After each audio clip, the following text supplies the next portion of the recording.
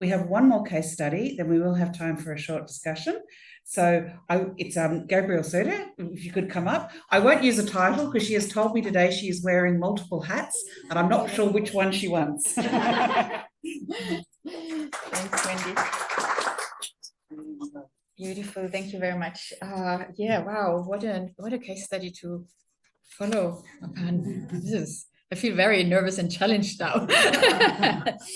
Anyway, thanks so much for having me. And I feel that I'm the third leaf of the of the threesome that set up Microcredential, with think tank and group and community of practice really for Victoria. And indeed, as Josephine was saying, there was that Future Learn conference. And I still remember that we were all online at that moment in time, the three of us, and there was this chat mechanism. And I wrote a message to Josephine, like, oh, we should do this. We should look at that. She's like, oh, we should talk to Wendy. So here we are. And I had the great pleasure of being the inaugural chair and yeah, presiding this entire movement for Victoria last year with this dream team. And it's just so wonderful to see what we have been able to accomplish and where it's gone ever since. I still remember our tiny little, yes, only last year, but tiny little inaugural conference of the group. And here we are. I traveled to actually talk to Kevin in Queensland. And he said to me, oh, you should talk to Margot. And yeah, it just all came together. This is really wonderful. Yes, so many different hats on this humidity-infused hairstyle of me, because it is almost like in Queensland, just not quite enough degrees of temperature. But so I've had the pleasure of working on lifelong learning for a very long time. My Australian story started about 12 years ago. Before that, I was in the EU. I also worked in China and in the US as an expat, and I had been very generously funded by the European Union out of their Erasmus Plus and lifelong learning program and initiative, which was wonderful because it allowed me to really go and benchmark and see what is happening elsewhere, but as the EU obviously would put in the small print, also to bring our European approach at the time to other parts of the world. In Australia, I've had the pleasure of working up to now, because God knows what's coming, right? But working in group of 8 regional universities, EdTech, and in the advisory industry as well. I just love the comprehensiveness of what we're doing. But the reason why I had been texting through and we had to set this up for Victoria was really because of the coherence piece, right? Because let's admit it, 3 years ago, this is still recent, pretty recent and contemporary. 3 years ago, we were still all, well, with the best of intentions, but messing around a bit with the short courses, what is it all, etc. And how can we make sense of that piece of lifelong learning? Where does it start and where does it end, or not? Actually it shouldn't end at any moment in time, should it? So the way in which I would like to connect to what you were saying, or many of you were saying, is really that power of customization that comes across, that we need to bring, and that is across a value proposition, a core value proposition that we hopefully share in frameworks as well that make that possible, notwithstanding that each organization and each industry and each sector is its own, is unique, and has its unique needs. So microcredentials, of course, are part of the value proposition there when it comes to really going in depth and bringing that particularity to, well, engineers that go into the renewables, the construction industry, etc., that special something that's through their more generalistic or slightly different, or maybe slightly outdated or less, differently skilled career they haven't actually had, which is why I talk to you about fit for industry. So that's my sweet spot. I do a lot of that kind of work, always have. I'm a big believer in what education can bring to people altogether, to the learner, right, to industry and to people's careers, right? So what I would like us to have a quick look at is, it certainly comes out of my experience at Gartner Research and Advisory Company, leading across the world. You probably know it for the Magic Quadrant or the hype cycles. Well, while I was sitting there, I was thinking, this all sounds very much like the innovation hype cycles that we used to advise on, right? With, everybody's starting to get really excited, does this, does that, it goes in all, it's like fireworks going in all directions, right? And then you come to this hype. But then there's also that, it's the hype cycle goes like that. That's sort of this illusion, it's called, on the hype cycle, which is, wow, this is actually, quite difficult. It's quite expensive. We actually need resources. We actually, we don't know what the others are doing, right? And that then actually pans out normally into the plateau of productivity. Hooray. I am very optimistic. I think we're definitely working on that plateau of productivity already, and we're starting to get there. So this is really exciting. It's also really exciting because we have so much more evidence now. We're really getting into that phase of seeing, what is it that works well? Why does it work well? What does it do to our different stakeholders? Is it actually the outcomes? And how do we define measures of success? So where is it that we can go? So you will please excuse me for taking a bit of that certainly reputation, but also commercial point of view, because as you were saying, it actually costs something. So industry or universities or whoever creates these micro-credentials, well, there need to be those resources behind that.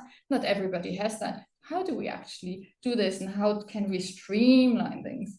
There's something that I call reverse innovation. I talk to it maybe a little bit later, but I've obviously had the opportunity to do this in very resource, how can I say, generous organizations and settings, which is wonderful, and just puts so much ease into your capability of being creative and innovative, but also on purposefully sought the opportunity to apply these learnings in resource limited environments. And I'm very grateful and thankful for having had this opportunity, because it shows us that we can do things, if we do them together, we can do things that are not that costly. So the plateau of productivity, we can get there. Here are a few of what I call, from my perspective, the key viability principles. Well, it goes back to the good old thinking of, we actually need a vision, including on micro-credentials. So creating distinct value, aligning with core capability and strategic objectives, making them affordable, right? They are meant to be affordable. They're expensive, but they are meant to be affordable for the learner. If we don't manage to get our head around that, that's not good. And defining what mission critical priorities are is helpful for doing that. That's a bit of Gartner jargon, but it really works here. It's like, what's the core? What is it that we can, as organizations, as individuals as well, really bring to the table, and not doing it all, right? So what's the mission then? Well, the mission, we all say, is best practice. Yay, everybody's doing best practice. We're lucky. We actually, in the community of practice, had a conversation around that, and we agreed that good practice is really, really good already. But I would say it's about consider what is best practice, and then fit it and enhance it for your learners, for your purpose, right?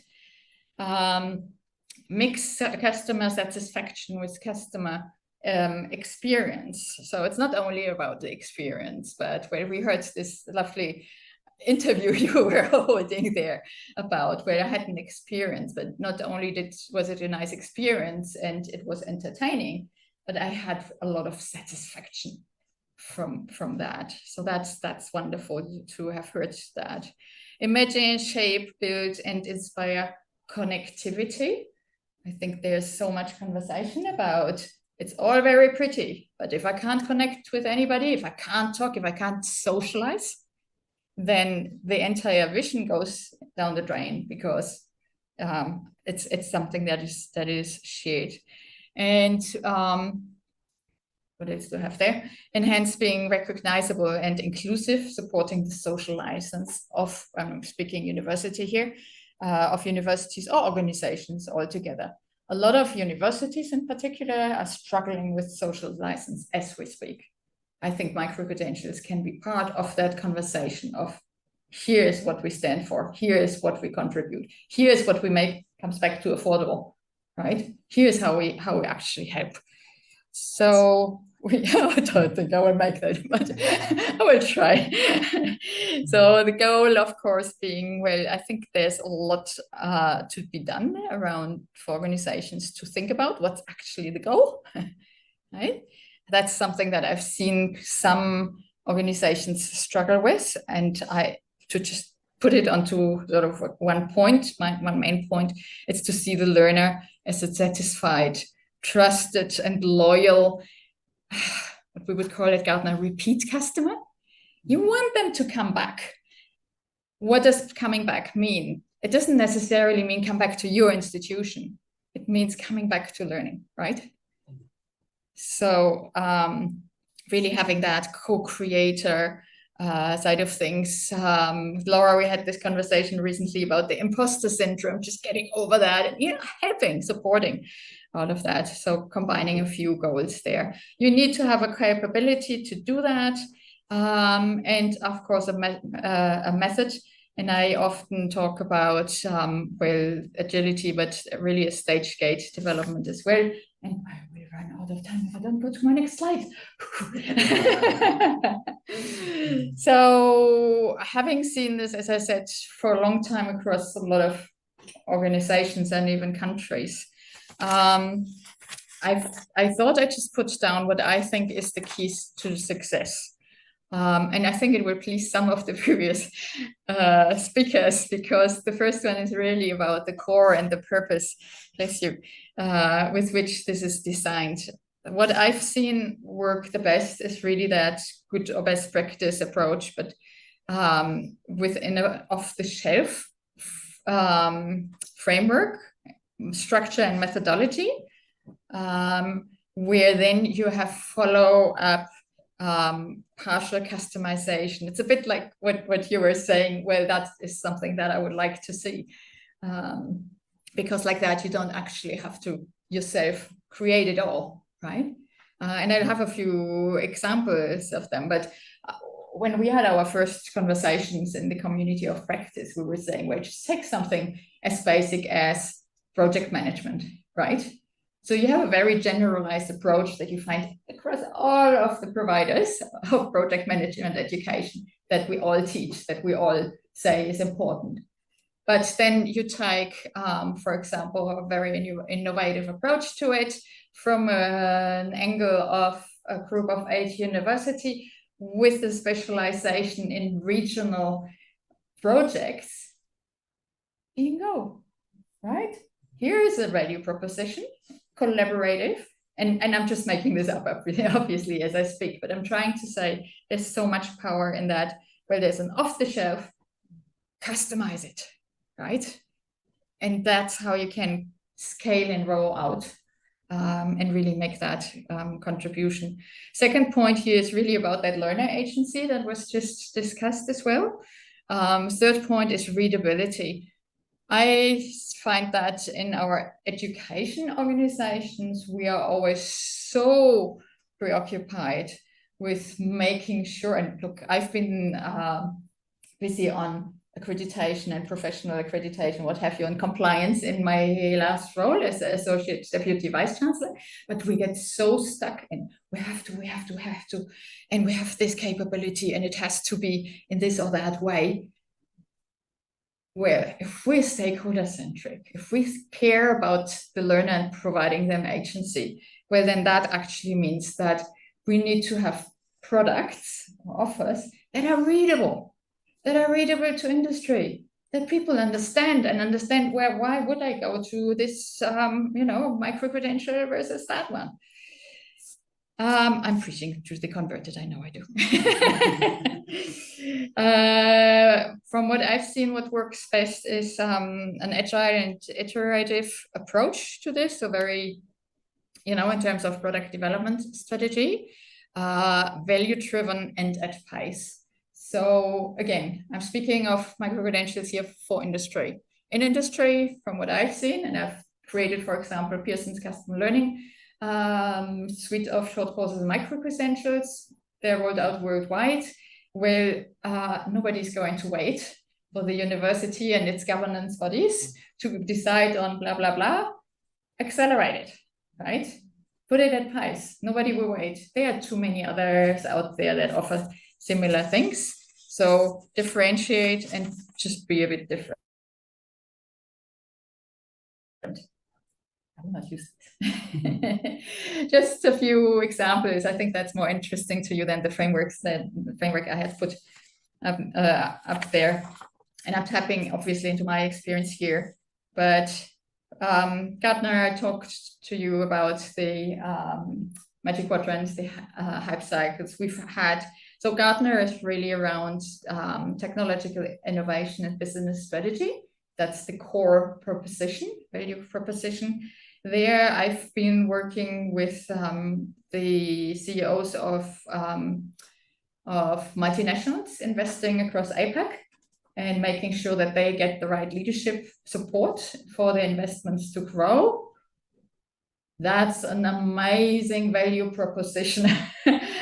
Obviously, worldwide recognition already, content there, capability there, but then to actually turn this into these sort of short, bite-sized learnings and making sure that, well, we said imposter syndrome, well, it also happens to CEOs, right? They're like, oh, I'm beyond that. Oh, I can't be seen to, a bit like, your interview partner here. Oh, it's like, I really learned loads from this. This is a great proposition to have.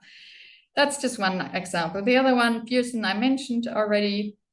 And Pearson is, of course, known for their assessment capability in particular and a few other things, but book publishing, right? You need to have that idea to tap into this and create that online custom learning suite of products, right? So think about, we always need to think about what is it that we actually have at hand already. And at Fed Uni, we've launched, for example, a start of well, some of them were nano credentials, so even smaller than micro-credentials, and micro-credentials to have that flexibility with women in leadership, right? But women in leadership in regions. This is very, very specific. And I can tell you, I've learned a lot about regional women leadership. I can tell you lots about it. Fascinating. Anyway, then cybersecurity, right? You take cybersecurity. Almost everybody has something on cybersecurity. Well, look at it in terms of supply chains for small and medium-sized enterprises in regions. So again, it's really that. What is our value proposition? We don't all need to do everything, right? We need to stand for something, and it has a lot of value. And this is a space that is shared by education as we know it in a formalized way, as you were saying, with industry providers, with all sorts of providers, with companies that run their own academies, with, they're all out there, with LinkedIn Learning, obviously, with Adobe, etc., etc.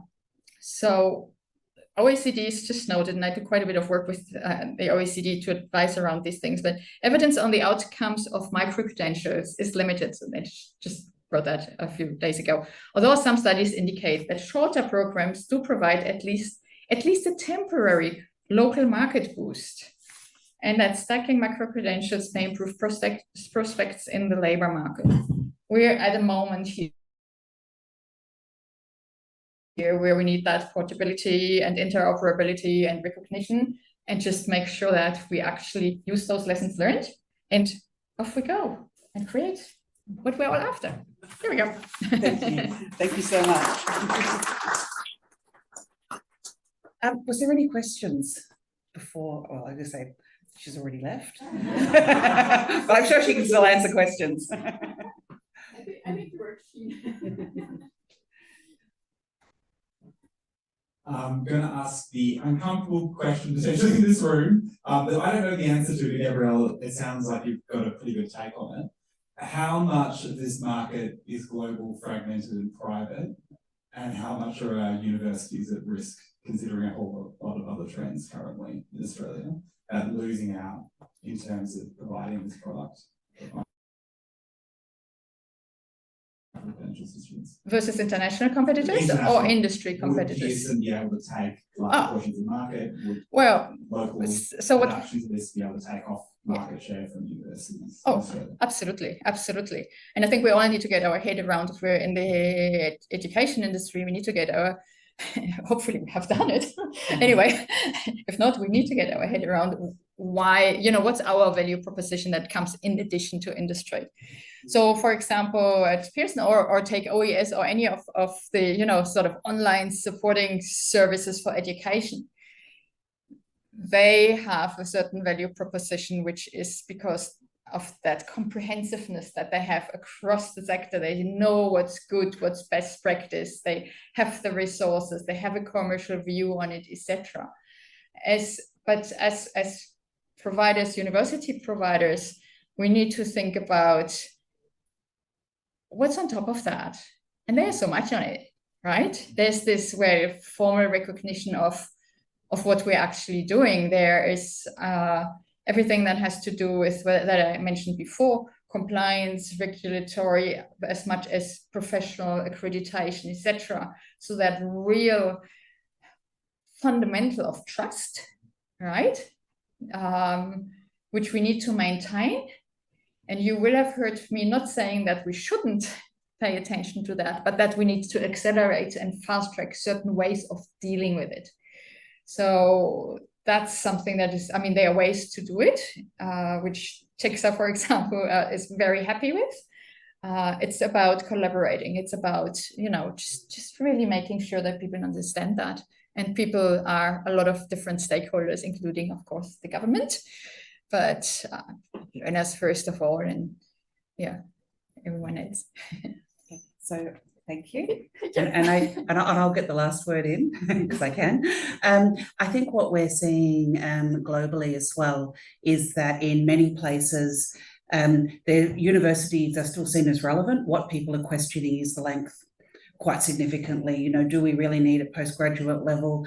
Does it have to be 4 years? What's the value? And so, especially if you think about the need to upskill, a 2-year master's is often, even if that's almost full time, is by the time they've learned, it's almost irrelevant. So what we're really seeing, especially as you get further into sort of the upskilling and the professional place, a lot of others are now coming in and providing alternative methods.